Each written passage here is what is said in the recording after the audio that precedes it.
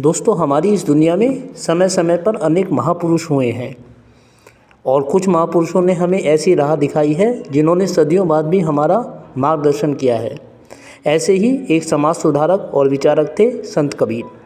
अपनी आज की इस वीडियो में हम संत कबीर के बारे में ही एक अध्याय का अध्ययन करने जा रहे हैं और इस अध्याय को हमने लिया है पुरानी बाल भारती की कक्षा 4 की पाठ्य पुस्तक से, जिसे मैंने पढ़ा था अपनी कक्षा 4 में। आइए पढ़ते हैं इस अध्याय को शुरू से लेकर अंत तक। कहते हैं, नीरू नाम का एक जुलाहा बनारस के पास रहता था। उसकी पत्नी का नाम नीमा था। उनके कोई संतान ना थी। वे एक बच्चे के लिए प्रतिदिन ईश्वर से प्रार्थना किया करते थे। एक दिन नीरू कहीं जा रहा था। रास्ते में एक तालाब पड़ा। तालाब को देखकर नीरू ने उसके शीतल जल से मुंह हाथ धोया और कुछ देर विश्राम करने की इच्छा में वहीं किनारे पर लेट गया।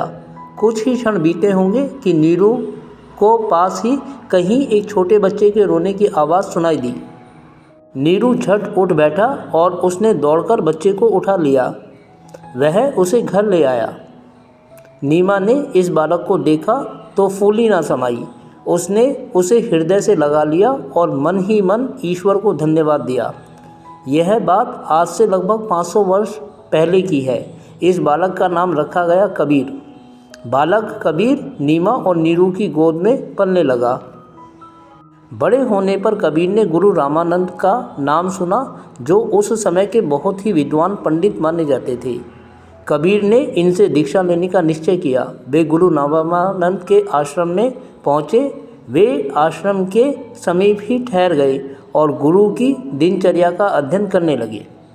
दोस्तों, एक खूबसूरत से चित्र में आप देख सकते हैं कि किस तरीके से झाड़ियों में पड़े हुए छोटे से बालक कबीर को नीरू देख रहे हैं। एक दिन की बात है। प्रातः 4 बजे का समय था। गुरु रामानंद आश्रम से निकलकर घाट पर स्नान करने गए। कबीर घाट की सीढ़ियों पर ही बैठे थे। वे झट से उनके पाँवों में लिपट गए और उनसे दीक्षा देने की प्रार्थना करने लगे। पहले तो रामानंद जी तैयार नहीं हुए, फिर कबीर के बहुत कहने पर उन्हें अपना शिष्य बना लिया। गुरु से ज्ञान प्राप्त कर कबीर प्रेम भाव से लोगों तक अपनी बात पहुंचाने लगे। वे कहते, ईश्वर एक है, वह सभी से प्रेम करता है। वह मंदिर मस्जिद में नहीं रहता, वह तो हमारे हृदय में रहता है। हिंदू मुसलमान सब उसी की संतान हैं, इसीलिए वे सब एक हैं। सारी दुनिया के इंसान एक हैं। कबीर के उपदेश दोहे और साखियों में मिलते हैं। ये दोहे और साखियाँ आज घर घर लोगों की जुबान पर हैं। इनके दोहों के कुछ उदाहरण हैं। काल करे सो आज कर, आज करे सो अब, पल में पल्ले होएगी, बहुरी करेगा कब। अर्थात जिस काम को हमें आज करना है उसे कल पर नहीं टालना चाहिए, और जो काम हमें आज करना है उसे आज ही करना चाहिए, क्योंकि अगर हम आज भी उस काम को नहीं करेंगे तो फिर कब करेंगे। आगे है, बड़ा हुआ तो क्या हुआ, जैसे पेड़ खजूर, पंथी को छाया नहीं, फल लागे अति दूर। अर्थात बड़ा होने से कुछ नहीं हो सकता, बल्कि आदमी को गुणवान होना चाहिए। जैसे खजूर का पेड़ बहुत बड़ा होता है, लेकिन एक तो उस पर फल बहुत दूर लगता है और दूसरा वो लोगों को छाया भी नहीं देता है। काफ़ी वृद्ध होने पर कबीर का देहांत मगहर नामक स्थान पर हुआ। उनकी मृत्यु के पश्चात हिंदू मुसलमान आपस में लड़ने लगे। हिंदू कहते कबीर हिंदू थे, इसलिए उनके थे, और मुसलमान कहते कबीर मुसलमान थे, इसीलिए उनके थे। दोस्तों, कबीर के वचनों पर बातचीत करते हुए आप लोगों को देख सकते हैं कि किस तरीके से लोग बैठे हैं और आपस में बातचीत कर रहे हैं।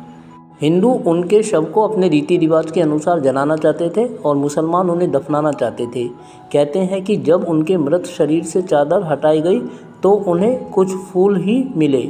इन फूलों को हिंदू और मुसलमान दोनों ने बांट लिया। वास्तव में कबीर ना हिंदू थे ना मुसलमान, वे एक सच्चे इंसान थे।